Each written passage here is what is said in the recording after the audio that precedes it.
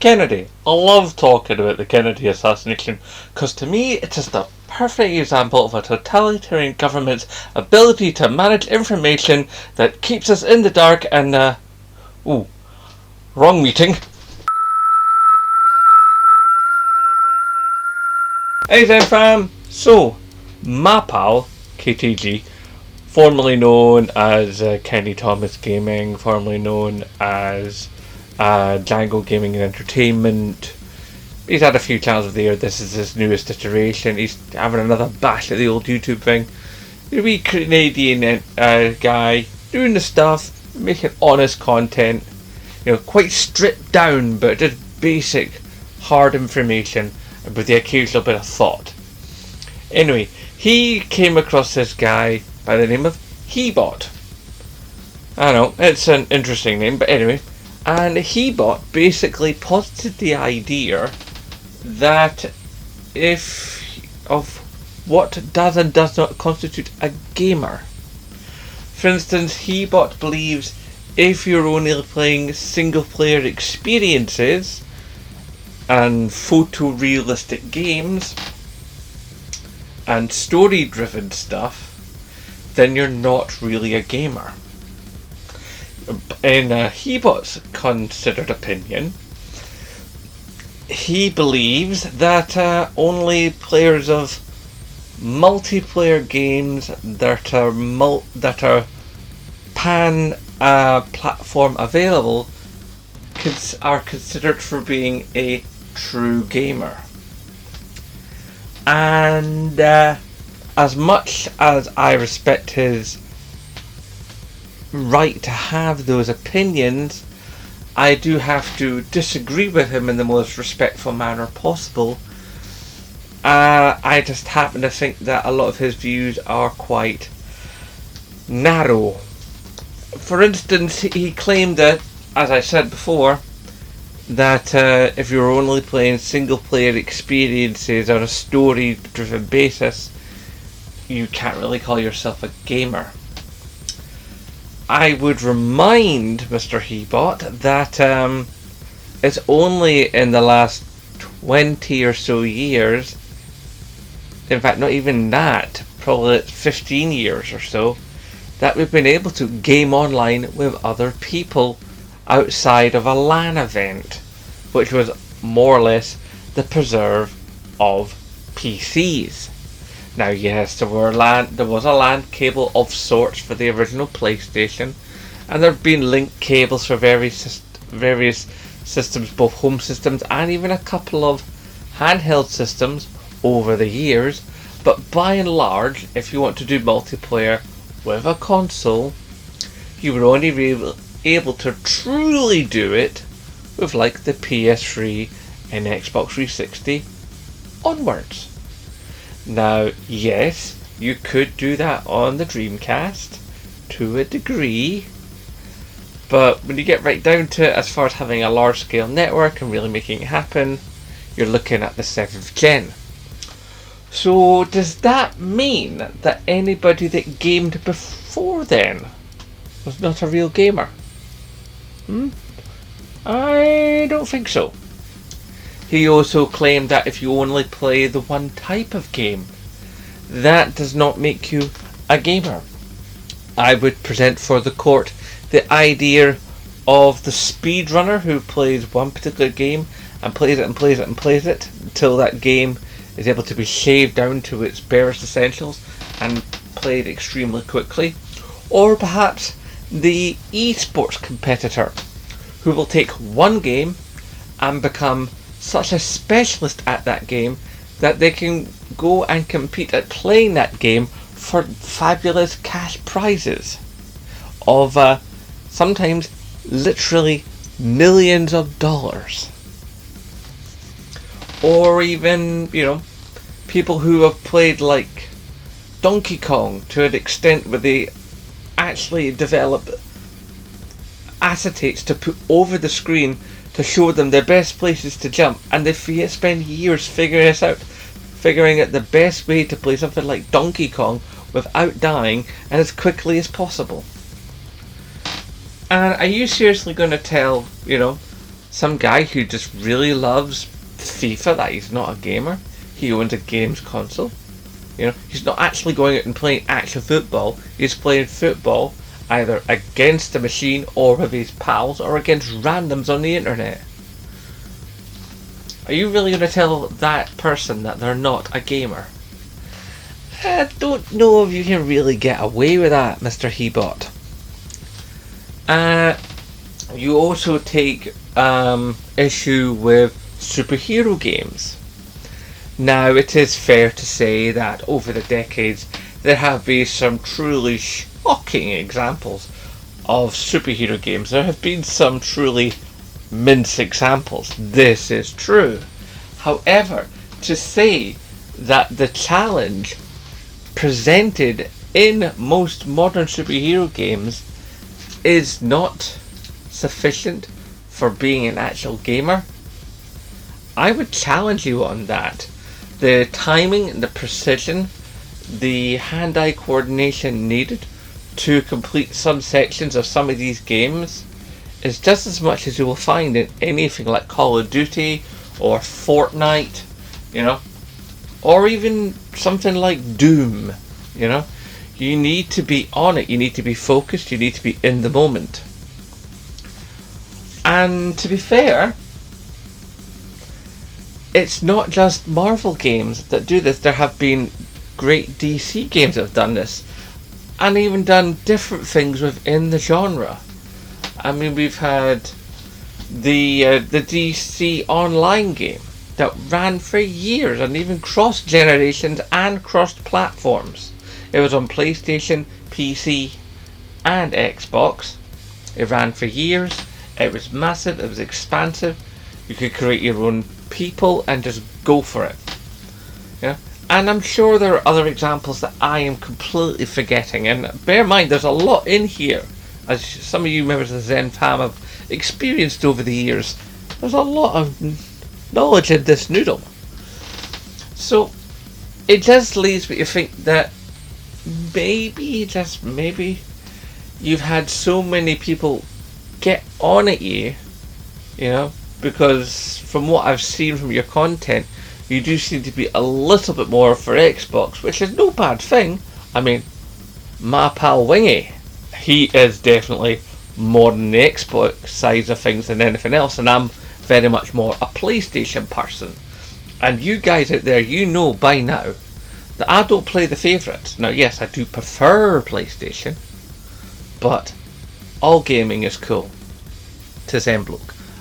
As far as I'm concerned, you make your happy happen. Here's where gaming really lies, okay? It's not about the genre, okay? It's not about the system, alright?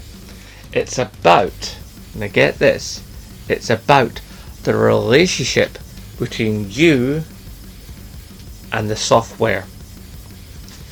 If you're thoroughly invested on an emotional level and on a mental level with a piece of interactive entertainment software, whether that be a horror game, a first-person shooter, a puzzler, an FPS, you know, a strategy title, it doesn't matter. If you are involved, if you are engaged, and more than one part of your psyche is involved within the confines of that game, or even if you're just chilling with your pals, you got some mates round you, there's 4 or 5 of you on the couch, the pads are being swapped back and forth, the snacks are flying, the drinks are flying, the banter's going, all of that is gaming. You know what isn't gaming? Watching a movie, reading a book. That's not gaming. But as soon as you have human interaction with something that interacts back, with or without a narrative structure, then you're gaming. You know, you could be on the bus and you could be playing like one of those mobile titles. You know, like, you know, Clash of Clans or whatever. You're still gaming. Not gaming that I would choose, but you are gaming.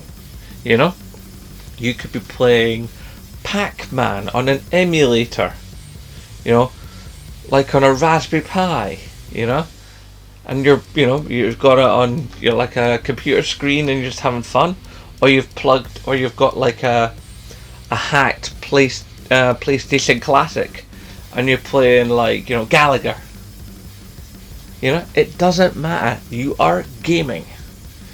If you've gone out and you've bought yourself one of those one-up arcade cabinets and you're playing Space Invaders, you are gaming.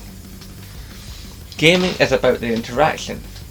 It's about taking yourself out of your normal everyday life and being about that one thing and just doing that and having fun with it. Sometimes it can be stressful, but the best thing is when the stress bit is over and you've beaten the level, or you've beaten the boss, or you've solved the puzzle, or you've killed the bad guy, whatever the goal is, there's that moment of exaltation. There's that moment of, I did that. I made that happen. And that, my friends, that is gaming. The words of Kevin Butler, gaming is about having a stupidly large TV in a tiny one-bedroom apartment. Gaming is about staying up to 3 a.m. to win a trophy that doesn't exist but does. That's the essence of gaming. It's about the human involvement in something that isn't human but's been made by humans. And gaming is only getting better. Now, yes, there are things like microtransactions and companies that do crunch and sexist areas of the internet culture, and hate raids. But when you get right down to it, the technology keeps getting better. The games keep looking even nicer. And even if it's not something that's photorealistic, the artistic intent behind some modern indie games is like some sort of beautiful dream. Even take Dreams, that extends the idea of what gaming is to the point where you're not only playing games, you're creating games, you're creating assets for games for other people to make games with. Gaming is a huge, wide, multifaceted, wondrous beastie. And to take this thing that up until 40 years ago didn't exist, maybe 50, right? Let's say the early 70s, okay? Up until the early 70s, it didn't exist. And to try and parse it down into tiny little categories and go, this is gaming, this is gaming, this isn't gaming, and this isn't gaming, quite frankly, is small-minded, narrow, short-sighted thinking. Gaming, quite honestly, can be almost anything we wish it to be, as long as we are creative with it. That's where gaming really comes in, is tapping into the creativity of the human mind, either by the people that make it or the people that play upon it, and the intersection of those two bodies brought together by the software, which is then, of course, being used by the hardware. It doesn't matter if you're using a controller, or if maybe in the future we'll do like the Matrix and jack in, or you have a VR set on your head and your hands are being tracked by a motion bar, or you have a roller ball, or a mouse and a keyboard, or a motion controller like a Move or a Wii controller. It doesn't matter. What matters is the interaction. What matters is the fun. What matters is, for that time when you were gaming, that's all there is.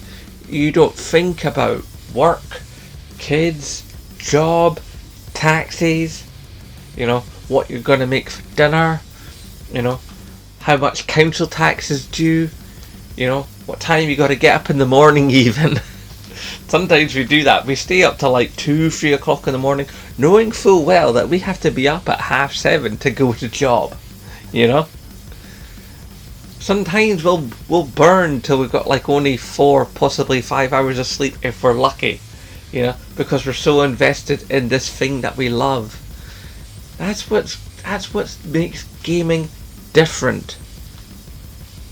And that's why, dear Mr. He-Bot, you cannot and you should not and you must not, and I ask you please not to, pare it down, categorize it, pigeonhole it, and neatly try to stick it into little categories that you can say it belongs in and doesn't belong in.